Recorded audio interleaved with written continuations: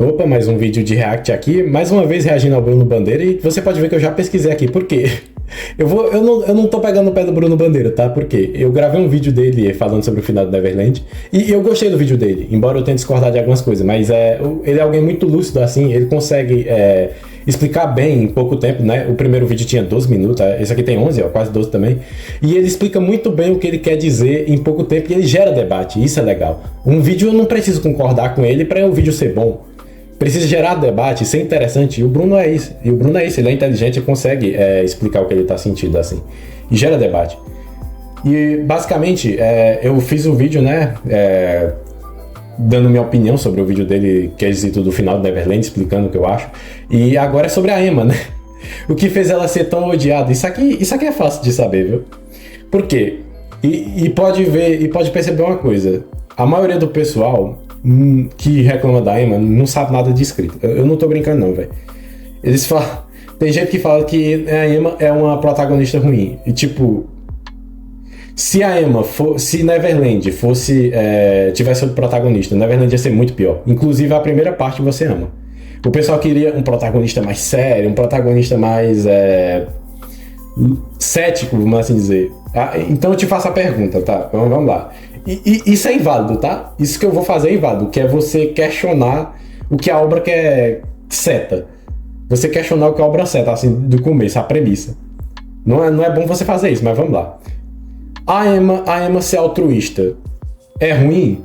Se você disser que sim, então vamos lá. A obra seria bem mais chata, por quê? Porque seria bem mais óbvio o que eles iriam fazer e seria mais fácil. Por a Emma ser altruísta e tornar a obra mais difícil, vamos assim dizer, a obra fica mais interessante. Porque o que gera mais curiosidade? Você vê alguém cético fazendo o óbvio que até você pensa, ou ela botar essa dificuldade, né? ela não querer deixar os irmãos dela morrer, que ela ama, ela torna a história menos interessante. Por que ela tornaria a história menos interessante? Eu quero ver outra coisa. Então vai ver outra coisa. Neverland não é sobre isso. A obra não foi feita pra agradar especificamente seu gosto. É o que o autor quer fazer. Então vamos lá. Inclusive aqui, ó, tem um vídeo, ó. Deixou de ser um Death Note. Nunca foi um Death Note, tá? Neverland nunca foi um Death Note. Puta que pariu. Bruno Bandeira. Eu não tô coisando o Bruno Bandeira não, eu não tô focando ele não, mas vai sair muito react envolvendo ele. Os 3 vídeos, né, de Neverland. E eu não sei se eu vou lançar esse react aqui antes ou depois do vídeo da Emma, tá? Porque eu quero fazer um vídeo defendendo a Emma, mas aqui eu iria meio que gastar, então talvez eu lance o vídeo da Emma depois desse aqui. Enfim, vamos lá, vamos começar o react, né? Hoje eu gravei um vídeo falando sobre o final do mangá de The Promised Neverland. E esse vídeo tá provavelmente saindo na semana seguinte pra não deixar tão saturado, uma coisa logo em cima da outra. Tá aí em cima o card, se você quiser ver eu reagindo nesse vídeo dele. E vamos agora pra esse daí, né? Dar um espaçozinho, mas que eu quis gravar logo no mesmo dia porque tá tudo muito fresco ainda na minha cabeça e eu queria aproveitar esse timing pra falar mesmo dos vários tópicos que o mangá fornece pra gente, né? Entrega de bandeja pra gente poder discutir. Esse é um que eu escolhi pra fazer um vídeo à parte, que é falando sobre a Emma como personagem principal de um shonen. Isso que é algo interessante porque tem alguns pontos muito bacanas que dá pra gente discutir aqui, porque a personagem ela sofreu um hate infernal. Sofreu um hate, mas cada capítulo que passava e tinha personagem tomando alguma decisão ou falando alguma coisa, meu irmão, era uma chuva de hate nos comentários falando, xingando a personagem. E eu tô aqui majoritariamente pra tentar passar um pano pra personagem, né? Eu acredito que ela seja parcialmente injustiçada em vários pontos e eu queria aproveitar. Tipo assim, o pessoal falar que não gosta da Emma, ok, você não precisa gostar de personagem nenhum.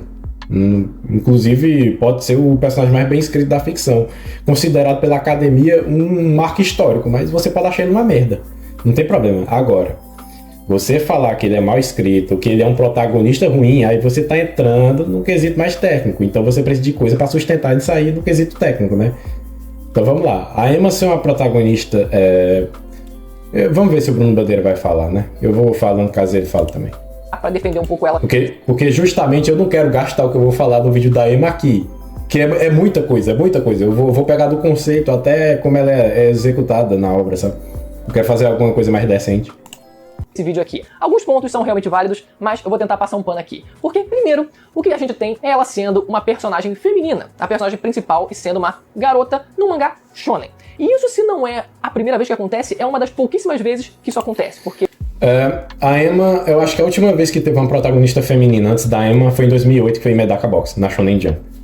Depois da Emma, foi o quê? Foi em 2020? 2022? 2020 com Danda... Não, Danda não é da Shonen Jump, eu não sei quando foi. Mas tipo assim, foi um hiato mais ou menos de uns 8, 9 anos, véio, sem protagonista feminina. E outra coisa interessante da Emma é que a Emma, ela é uma personagem feminina, ela tem feminilidade, só que ela não foi feita pra você desejar ela. Como assim? Se você pegar as outras protagonistas, Medaka, pode ser de outras revistas também, que é Shonen, a Frieren, a Momo, essas personagens, há várias outras, a Kagome, que você queira pegar, todas elas têm um design bonito pra você desejar elas, no quesito de tipo, nossa, eu quero, o waifu, né, o waifu coisa. A Emma, você pode reparar, ela não faz aquela carinha de tipo, ela fica com a bochechinha, sabe, eu vou botar aí na tela o que eu quero dizer. Ela não tem esses momentos, ela tem momentos de comédia, mas esses momentos ela não tem ecchi em Neverland, nunca teve, no mangá nem no anime, não tem ecchi. E tipo, o Kaio Shirai disse que ela foi feita pra ser uma heroína, não uma heroína. Como assim? Uma heroína, eu acho que ele quis dizer no sentido de visual novel, que é tipo que tem várias garotas que você tem que conquistar de acordo com o que você quer, né? Várias rotas diferentes. Então, tipo, ela desperta o interesse em você. Ela tem aquele apelo feminino específico pra cada tipo de coisa. A Emma, o apelo feminino da Emma é uma questão mais materna, tá? E isso é intencional, porque o próprio autor já falou, né, que a Emma, ela é mulher, principalmente para fazer um contraste com a Isabela, um paralelo com a Isabela, essa dinâmica de mãe ruim, mãe que quebrou na situação, né, e a Emma é uma versão da Isabela que conseguiu continuar, mesmo com uma situação tão ruim que ela descobre estar. Tanto que o editor pediu, né, falou que, não, muda a Emma para um homem. Aí o Kaio Shirai... Não, vai ser mulher, porque eu quero fazer um bagulho com isso. Então, tipo, é intencional, tá? Não é só, é mulher, e ele escolheu mulher, legal isso aí. Não, é intencional. e é bem utilizado na obra, até o final. Por mais que a gente possa extrair, por exemplo, o exemplo que eu posso dar aqui é Kill la Kill, apesar de ser seinen, mas daria pra exemplificar tranquilamente aqui, pode muito bem ser confundido com um shonen sem problema nenhum. Mas mesmo assim, é algo muito raro da gente ter. E normalmente, o estigma que a gente tem de personagem feminino... E outra coisa aqui, vou mandar aqui, foda-se. Na verdade, a Emma é a melhor protagonista feminina da Shonen Jump inteira. Foda-se. Você vai trazer quem? Você vai trazer quem? Feminina em shonen, por mais que independente seja protagonista ou não é positivo. Várias das vezes a gente tem personagem feminina ou sendo aquela personagem inútil, ou sendo aquela personagem fracote, ou sendo aquela personagem que só tá lá... Porque muita personagem feminina em shonen, ela é utilizada com o arquétipo feminino, né, de ser protegida por um homem, ela precisa ser um homem, ela é um suporte, né? A Emma não foi feita pra ser assim. Ela não tem tanta feminilidade assim, nossa, ela é uma beldade, não sei o que. Não, ela é uma garota, ela tem um jeitinho ali dela feminino, ela é meio delicada, mas ela, quando você mexe com as pessoas que ela gosta, ela vira o capeta, velho, como se fosse uma mãe mesmo tentando defender suas crias.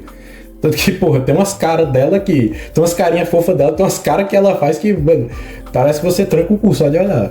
Tem essa questão. Então, tipo assim, a Emma, ela não foi feita, é por isso. Tanto que a Kagome, por exemplo, eu vou citar a Kagome porque eu tô vendo recentemente, né? A Kagome, a Momo Ayase também. A Momo, você pode ver que a Kagome e a Momo, elas têm ali relevância na história, elas conseguem fazer coisas assim, sabe? Só que assim, elas também têm o apelo feminino dela pra desejar, pros caras desejar ela, né? Tá ligado? A Emma não. A Emma não tem isso. Até a Frieren não escapuliu. No anime, ela tem aquele lance dos pés dela, né? No mangá não tem. Mas no mangá, ela fica fazendo aquela boquinha. Aquela boquinha que eu já botei aí. Então, tipo... mano, eu não tô brincando. O tanto de gente que... o tanto de cosplay sensualizando com a Frieren, velho. E o tanto de gente verbalizando que quer pegar a elfa, velho. Misericórdia, velho. Ai, velho. Pra ser sexualizada. E isso é um problema, porque a gente fica, caraca, mano, podia ser mais. A personagem podia ser um pouco mais bem trabalhada. E muitas das vezes acaba não... Bruno Bandeira, eu duvido você sustentar que a personagem não foi bem trabalhada. Eu sinceramente duvido. Inclusive qualquer pessoa aí. Sendo. Então quando a gente tem a Emma surgindo como personagem feminina principal num shonen, a gente já começa a se perguntar, e aí?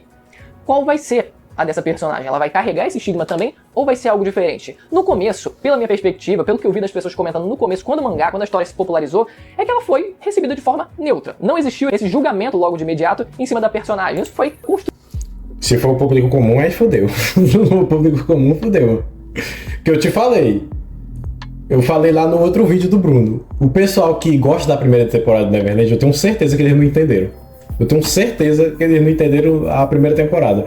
Se eles amam a primeira temporada e dizem que o resto não tem nada a ver, eles não entenderam, não. Ao longo do que o mangá foi acontecendo, né? A história foi se conduzindo. Então, de primeiro, o pessoal, ao meu ver, pareceu aberto a essa possibilidade. Falou assim, beleza, a personagem feminina, vamos ver no que dá. Sem qualquer julgamento prévio, né? Só que aí começaram os problemas em relação ao personagem, né? E o primeiro que eu queria destacar aqui é que, por mais que ela, a princípio, não carregue esse estigma de personagem feminina em shonen, que é o famoso mulher em shonen, que eu gosto de usar, né? Tem o físico em shonen e tem o mulher em shonen, né? Que é quando a gente quer apontar que a personagem, mano, podia ser melhor trabalhada, tá sendo colocada lá, assim, bem de forma estigmatizada mesmo. Então, ela foge a...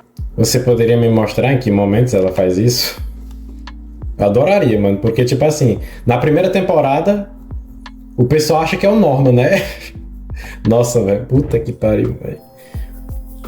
Mano, se você acha que eles só escaparam por causa do Norman, velho, vocês estão doidos, viu, mano?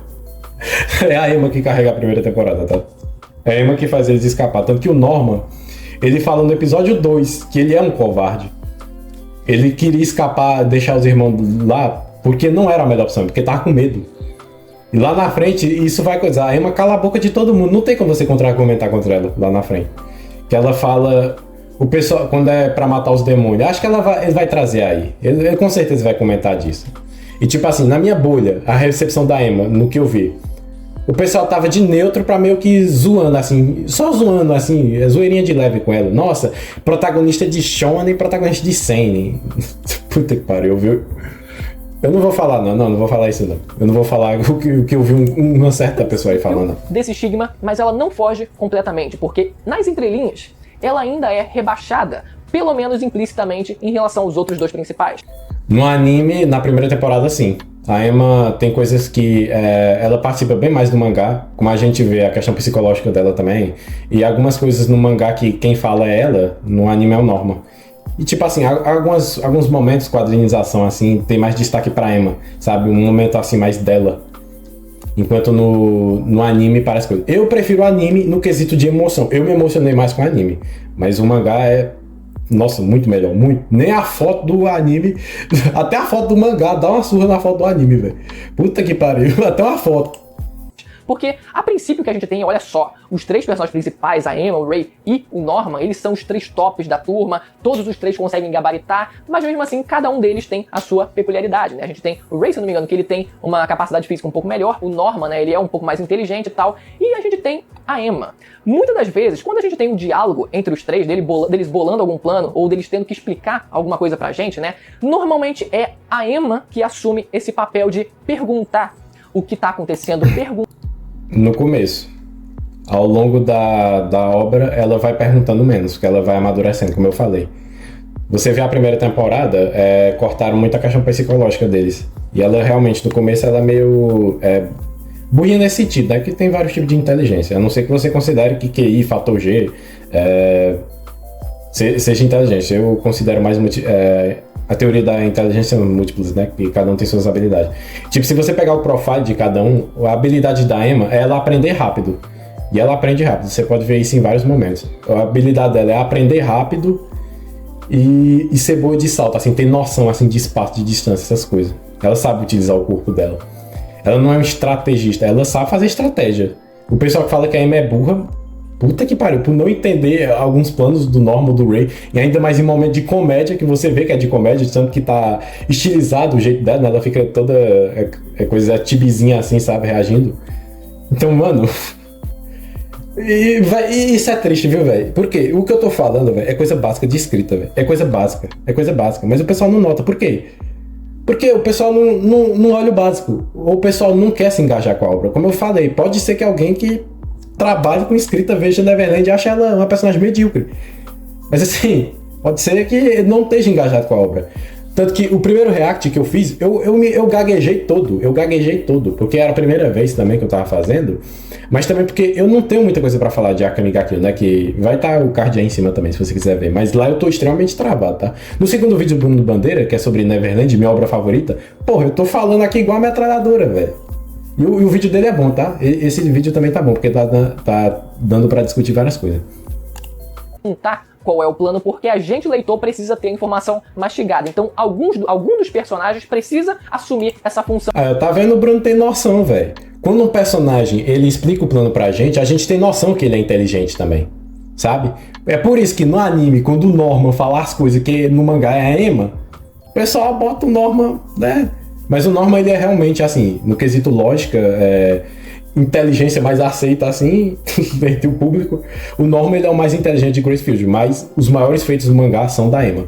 A Emma é extremamente, é a mais perigosa dos três, por sinal, porque ela aprende rápido e ela não tem medo de se ferrar, porque se for pra pegar o inimigo desprevenido. Você pode ver isso em vários momentos. De ser o burro, que vai perguntar pros outros, pra que assim os outros respondam pra personagem e pra gente também. Mano, é aquilo, né? Burrice não é você saber das coisas. Burrice é você não saber que não sabe das coisas e não querer saber. E principalmente coisas que você precisa saber. Você pode ver que a Emma, no começo, ela quer levar todo mundo. O pessoal, eu vou dizer, o que o pessoal vê da Emma. Ela é positiva, não sei o que, nossa, vamos ser amigos, não sei o que. Eu quero levar todo mundo e fica chorando e quer que o Norman e o Ray façam tudo. Só que, porra, quem consegue manter a moral do pessoal é ela. Quem consegue pegar a Isabela desprevenida foi ela, foi ideia dela. Quem consegue treinar todo mundo pra levar todo mundo embora foi ideia dela. Ou seja, ela botou a barreira. Eu quero levar todo mundo. Então pensa no plano aqui. Pronto, vamos treinar todo mundo no esconde-esconde. Eu vou contar pra todo mundo que mais gente, assim, confiar em mais gente, porque ela não vai estar esperando. Por quê? Porque o pessoal que é lógico é covarde. O pessoal que e isso já foi declarado mais de uma vez em Neverland, vá. No episódio 2 eu já falei, o Norman fala que você escolher a coisa mais fácil é porque você é um covarde. Agora, se você concorda com isso ou não, aí eu não sei. Aí já é o debate, né? Isso é o que a obra fala. No quesito, isso é o que a obra tá considerando. Então, tipo assim, o pessoal acha que a Emma, ela é alguém que é uma criança birrenta que quer as coisas, mas ela é a que mais se sacrifica, velho. Ela é a que mais se sacrifica. E, tipo, o pessoal acha que ela é extremamente boazinha. Mano, a Emma, ela não perdoa os demônios que são literalmente... ela não perdoa os demônios não, viu? Ela não quer que massacre eles, porque ela acha injusto demônios, como é que fala? Inocentes morrerem. Mas ela não perdoa os demônios não, tá? Ela não perdoa o Hattori, ela não perdoa a Isabela, mas ela perdoa o Ray. O Ray matou os irmãos dela e fez teste nos irmãos dela que ela ama, mas ela perdoa o Ray. O Norman é um genocida, ela perdoa o Norman. Os demônios que são predador que ela devia perdoar, que não tem conexão nenhuma com ela, vê eles como comida. Ela não perdoa, mas o Norman, que é um genocida, e o Ray, que fez essa sacanagem, ela perdoa. Por quê? Porque é amiguinho dela. Aí você fala, isso aí é uma inconsistência dela. Não. O próprio Kao Shirai fala que todos os personagens da Neverland é multifacetado. Ninguém é preto no branco, não. Ele já declarou isso aí. E ele fala especificamente que a Emma não é diferente. Então, mano, o pessoal tem uma impressão muito deturpada da Emma. No geral, nesses personagens mais bonzinhos, o pessoal acha que é coisa. Tanto que, tipo assim, o altruísmo, ele é mais complexo, velho. O altruísmo, ele é mais complexo que o egoísmo. Porque você fazer algo que só te beneficia, porra, é muito fácil, velho. É muito mais fácil do que você fazer alguma coisa que beneficie várias outras pessoas e não leve tanto assim você em conta, velho. É muito mais difícil. E é por isso que a Emma torna a história mais interessante. Neverland é mais interessante por a Emma tornar a história mais difícil. Por consequência. E depois de todo esse estigma, que dá pra ver claramente em vários mangás shonens, que fica difícil desassociar uma coisa da outra. Por mais que ela tenha um destaque muito grande, ela implicitamente ainda é colocada um degrauzinho abaixo quando a gente tem cenas de diálogo como essa. Ela sendo colocada como eu falei, se você for ler a parte dos demônios, a Emma dá uma surra no Norman, no argumento, que é o personagem mais inteligente. Eu quero ver se ele fala. Eu quero ver se ele vai falar da quesito da Emma. Eu acho que ele fala aqui, ele vai falar assim aqui, ó. Porque eu já vi esse vídeo há muito tempo atrás, tá? Acho que um tempo depois que lançou, então eu já tinha visto. Então aqui ele vai falar da questão do demônio. Eu vou argumentar. A burrinha do trio. Outra característica da Emma é que ela é extremamente idealista nos seus objetivos. Ela quer tentar salvar todo mundo. Ela é extremamente empática. Ela é num nível assim que muitas das vezes pode não parecer. Ela não é extremamente empática, não. Ela não perdoa a Isabela. Mesmo entendendo, ela só deixa a Isabela um pouco em paz depois que ela morre. Ela não perdoa os demônios, que são predador, que ela devia entender isso, mas ela não consegue esquecer a raiva. Ela entende, mas ela não esquece a raiva. Ela não perdoa o James Hatter, ela entende, mas ela não perdoa. É diferente. Ela amadurece. O pessoal, acredite se quiser. O Thorfinn é mais virtuoso do que a Emma. Porque o Thorfinn, ele não quer briga com ninguém, ele quer ficar na dele e ele faz o possível pra passar a mensagem dele. A Emma, mano, puta que pariu, velho. Ave Maria, a Emma perdoa um genocídio, foda-se, velho. E ela é hipócrita, velho. E isso faz parte da personagem, sabe? Isso faz parte da personagem. Ser tão natural assim. E nesse ponto eu até concordo. Porque muitas das vezes a gente trata a coisa como algo mais realista, a gente quer que seja algo mais prático, a gente não quer, por exemplo... Não, ninguém quer obra realista. Isso aí... Se o pessoal quisesse obra realista mesmo, mano, eles iam ver documentário, né? Alguma coisa incrível que aconteceu na vida de alguém, mas, porra, história, shonen ainda mais. Mano... Lá no primeiro arco que, caraca, vai levar todo mundo? Como é que vai ser pra levar todo mundo? Não tem como a gente levar... Ela não leva todo mundo. Isso aí parece que o pessoal ignora. Ela queria levar todo mundo, inclusive os bebês, só que ela muda lá na frente. Ela fala, não vou levar todo mundo, é mais inteligente eu deixar eles aqui, porque eles vão passar 2 anos, no mínimo aqui, antes de ser levado. A gente pode ir lá pra fora, se estabelecer e criar a sociedade, né, que eu disse, sociedade, um mundo pros humanos lá fora, e voltar e pegar eles, mais uma vez, né. O pessoal acha que ela é burra, que ela é só uma criança que, nossa... Eu quero tudo bonitinho. Eu tô falando, velho. O pessoal acha que a Emma é uma criança com a chupeta na boca chorando, velho. Mas os maiores feitos do mangá é dela. E isso que é foda, sabe? Ela vira um ideal, velho. Se você não tá entendendo com que eu tô falando dela virar um ideal, vê o outro vídeo que eu reagi ao do Bruno Bandeira. Todo mundo é muito mais fácil, vocês, os principais ali, tentarem se virar e conseguirem sobreviver por conta própria. E sem tentar levar todas as crianças lá da fazenda. E isso ao longo do mangá também vai acontecendo, né? Tem outros exemplos também que seguem esse mesmo padrão. A Emma é assim. E ela é extremamente empática. E teve um momento no mangá... E ela toma no cu por isso, viu? Eu não tô zoando, não. Se você acha que a Emma, tudo que a Emma faz dá certo, um monte de gente morre, inclusive gente que ela ama, ela se culpa pra caralho. Tem vários momentos dela de bruços, não, né? Tipo daquele jeito, assim, meio depressivo, olhando pra ela, dizendo que se odeia, queria morrer, fica se cobrando demais. Mas o pessoal, mais uma vez, né? Deturpa totalmente que a personagem é. Que essa extrema empatia soou mal aos olhos das pessoas, que foi aquela clássica página onde ela fala: eu não quero matar os demônios. Você pode ver, mano, que até o Bruno, ele dá uma zoada, né? Eu não tô com raiva do Bruno desse vídeo não, tá? É desses argumentos que eu acho tosco. Você pode ver que até ele fala como se fosse uma criança chorando, mas vamos lá, entender. A Emma, quando ele conheceu na primeira temporada, né? Ela achou que a vítima era ela. Quando ela vai passando pelas coisas, ela vai entendendo que, tipo, ela não pode resolver as questões desse mundo. Ela não tem as melhores respostas. Ela tem as respostas dela. E isso que o Yuga ensina pra ela.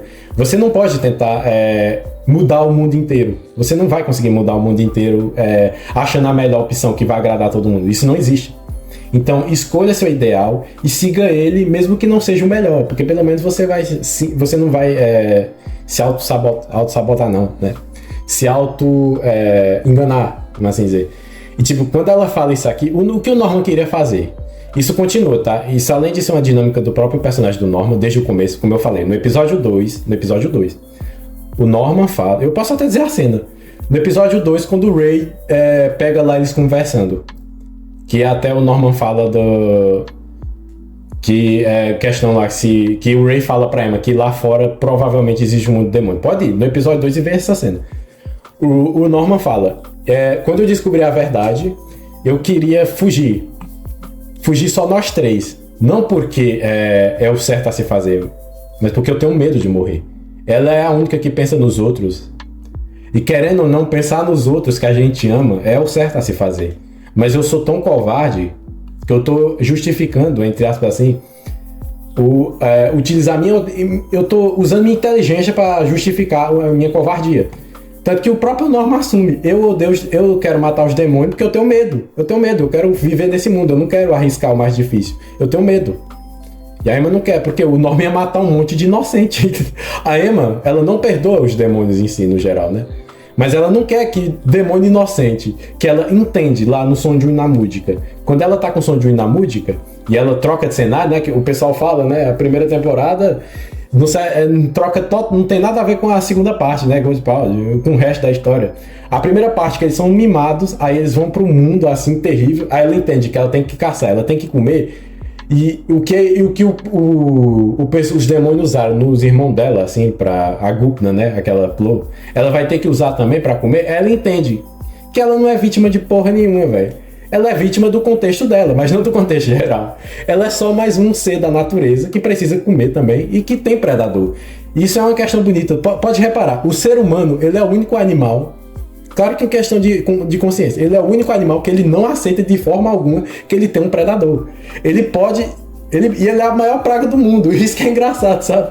Isso que é engraçado. Ele é que mais causa extinção de bicho e de coisa na história. Mas ter um predador pra ele não pode. Ele tem que ser um supra-assunto da natureza. É por isso que Neverland nega essa questão divina do ser humano. Ele tem uma consciência elevada, torna ele um ser divino, vamos assim dizer. Não é. Ele não é, ele é só mais um bicho, tá ligado? Ele tem que entender isso. Em Neverland, né? Agora, eu não tô dizendo que essa é a filosofia certa do mundo.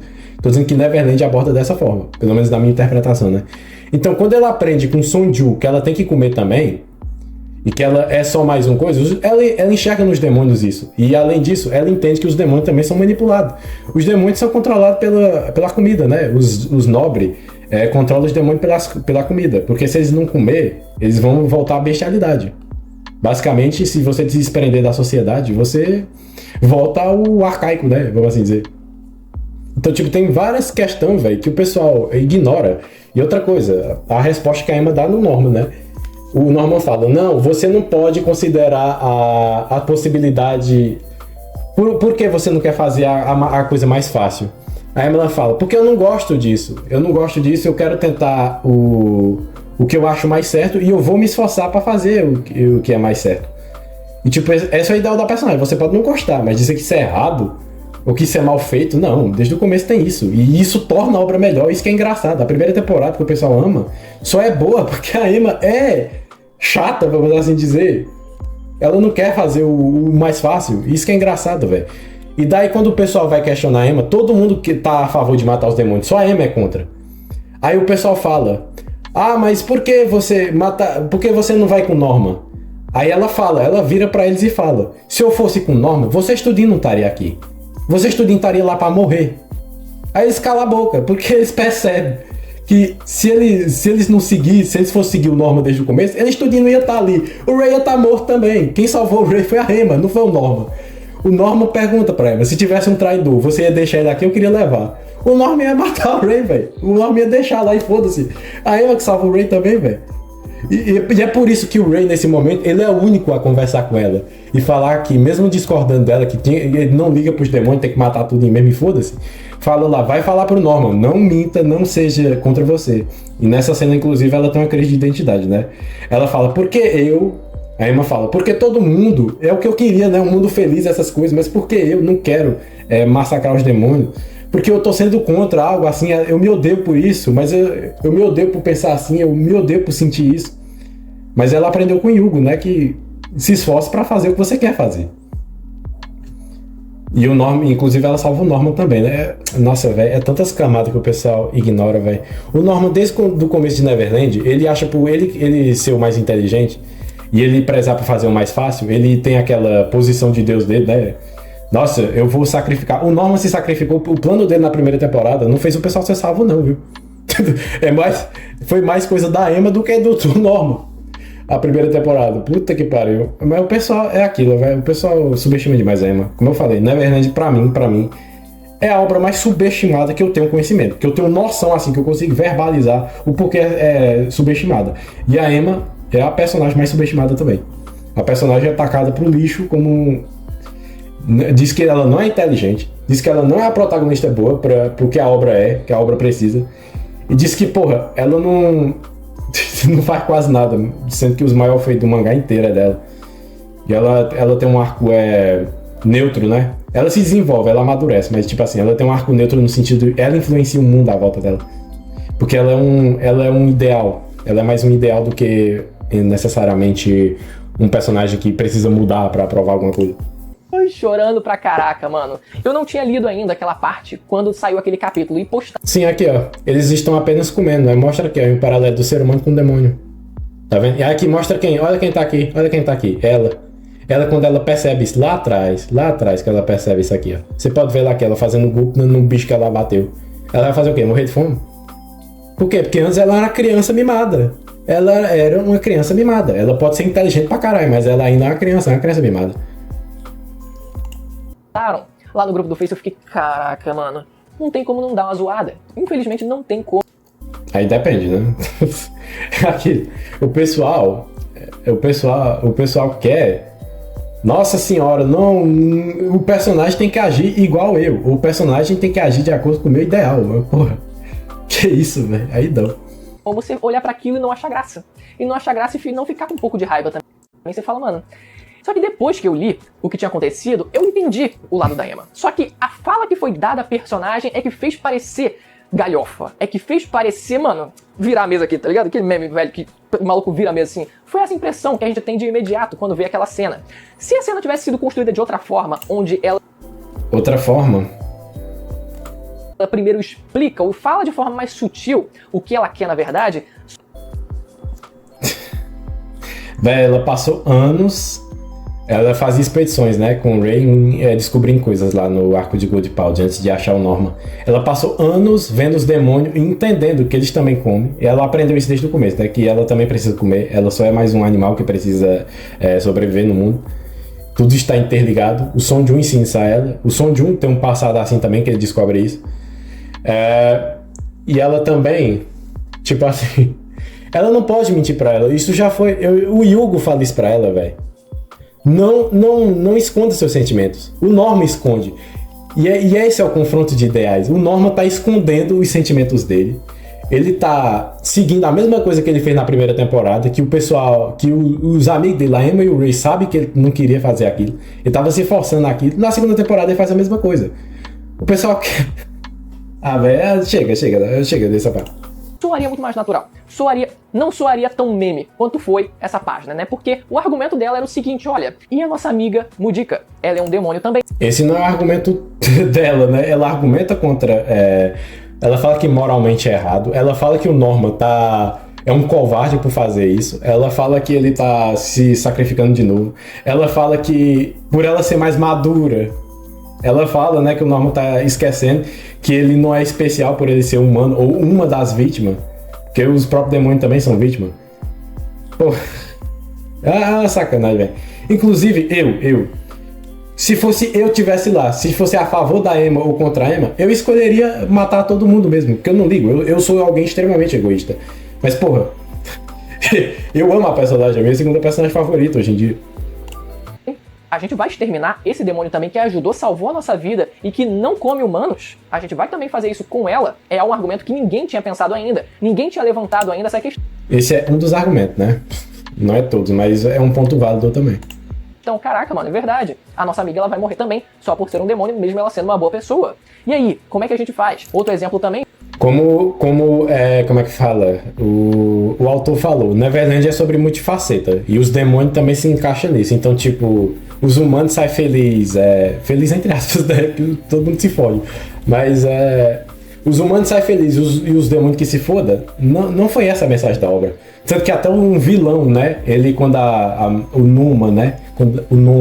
Quando a Noma morre, ele pega ela e grita assim, e tem um painel assim grande dele agarrando ela e gritando assim na morte dela, e o cara lá de Goldpowder, ele até fica surpreso assim, tipo, nossa, como você tem a ousadia de mostrar empatia? Porque, porra, Pro demônio, você é só uma comida. Você é só uma comida. Pra ele, a irmã dele é o que ele se importa, né, velho? Tem essa questão, velho. O pessoal não gosta disso, não tem maturidade pra falar disso. Ah, isso é, como é que fala? Altruísmo forçado? Será que é mesmo? Isso é uma das coisas mais bonitas da ficção, né? Porque de verdade não existe um predador pra gente, né? Aí a gente não precisa debater isso. Não existe um predador nosso que é extremamente inteligente. Aí quando Neverland é uma das obras que traz isso, como várias outras, né? Eu já falei lá no vídeo que Neverland tem um valor de debate bom, mas ele não é o primeiro a trazer isso, né? O pessoal gosta de ignorar, né? Foi quando a Emma e os outros principais também, eles vão e se infiltram numa pequena cidadezinha lá de demônios e eles começam a perceber como funciona aquela sociedade. Aí, ó, tá vendo? O Bruno Bandeira tem noção, velho. Ele pode não ter gostado, tá vendo? Mas ele sabe separar. Ele sabe separar que tem coisas pra defender o que tá sendo mostrado ali. Eu não sei se ele vai falar da questão do Norman também, que é algo importante que desde a primeira temporada tem. Mas o pessoal gosta de ignorar. Eu vou no banheiro aqui e já volto, peraí. De uma outra perspectiva, né? Vendo demônios como simplesmente cidadãos comuns. Eles vão lá na feirinha, passeiam pelo bairro, tem os demônios, crianças e tal, e eles vivem como se fossem pessoas normais. Eles vivem como qualquer pessoa viveria. Podem passar no açougue lá pra pegar uma carne de humano, podem até pegar, mas pra eles é uma perspectiva muito mais simples. Não é uma questão de, caraca, vamos aqui sobrepujar os... E os demônios de cidade, eles não sabem o que acontece nas coisas não, viu? Nas fazendas, eles não sabem. Eles compram lá, eles nunca viram o que acontece nas fazendas de Gracefield, essas coisas. Humanos, vamos fazer aquela fábrica onde a gente vai produzir humanos e a gente vai comer e tal. É muito mais sutil. Só a realeza sabe, é por isso que o Sonju e a Múdica sabem, sabe?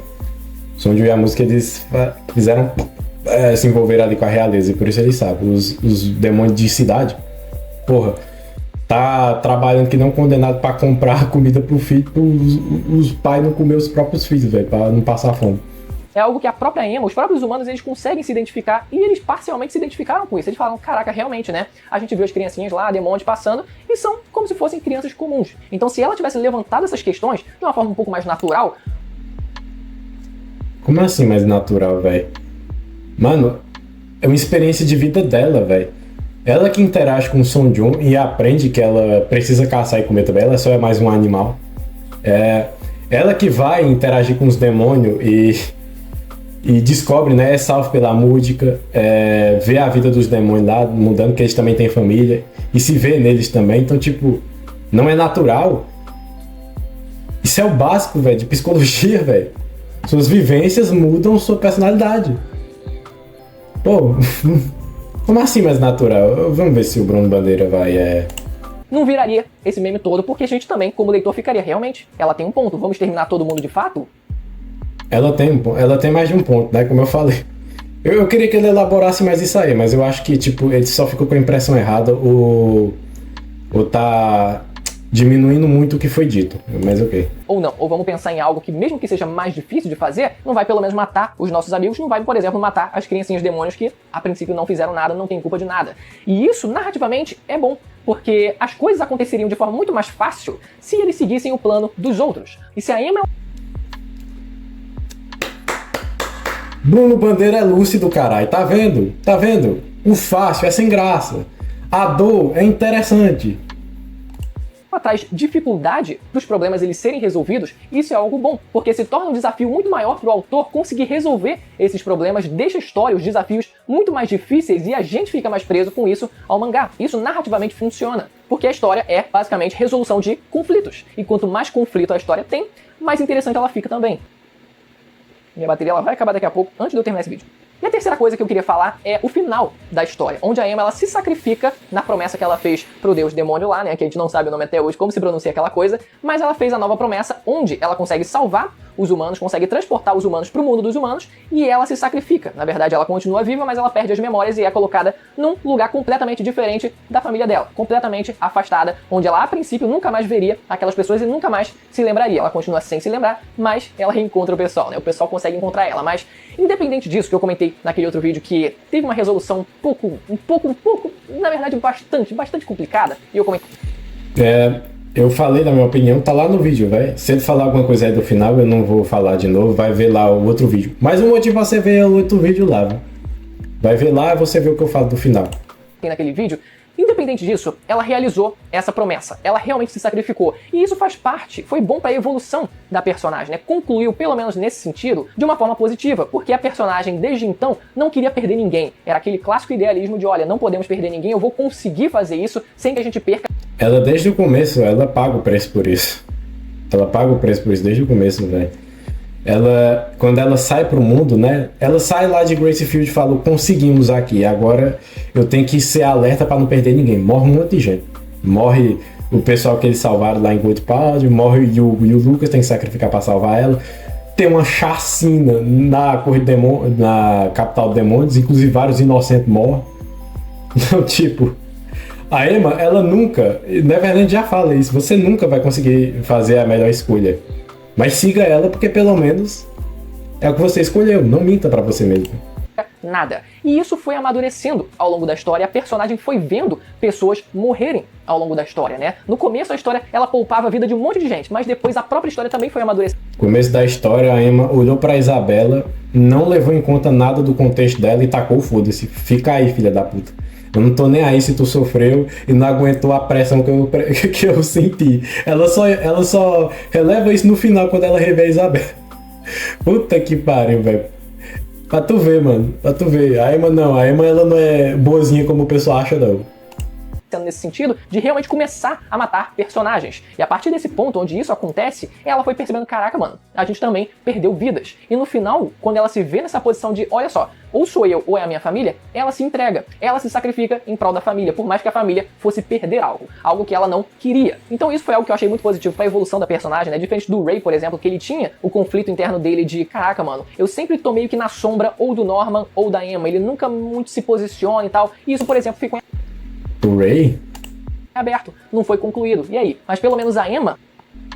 O Ray, na primeira temporada, por ele ser salvo pela Emma principalmente, né? Que foi a Emma que não deixou o Norman matar ele vira meio que um conselheiro dela. Ele fica do lado dela.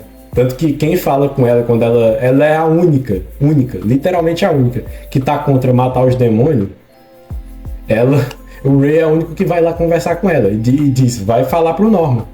Eu discordo de você, mas vai falar pro Norman. Eu respeito você, você tem que falar isso pra ele. Então, tipo, o Ray... Antes eu achava que o Ray, no final da história, não era bem utilizado, não, mas eu mudei isso quando eu reli, né, Neverland pela terceira vez. Teve esse momento maior no final do mangá que eu achei maneiro. Enfim, ou seja, muitas das coisas que a gente discute sobre a Emma são mais questões autorais, reflexos de problemas muitas vezes que já existem no mundo real, no nosso mundo aqui, que são também reproduzidos no mangá, que muitas vezes gera essa injustiça com a personagem, né? Vamos colocar dessa forma. Ou uma fala mal colocada, ou a forma como o autor coloca a personagem em determinadas circunstâncias, enfim. Ou seja, dá pra gente passar um pano pra personagem. Ela não é de todo mal assim, né? Mas... ela é literalmente a melhor protagonista que Neverland poderia ter. Porque o Bruno Bandeira já falou no vídeo, né? Se o protagonista de Neverland, o Neverland fosse fazer o mais fácil, não seria Neverland. Porque o que faz o pessoal amar a primeira temporada... Eu tô usando a primeira temporada aqui porque é o que o pessoal mais baba, tá?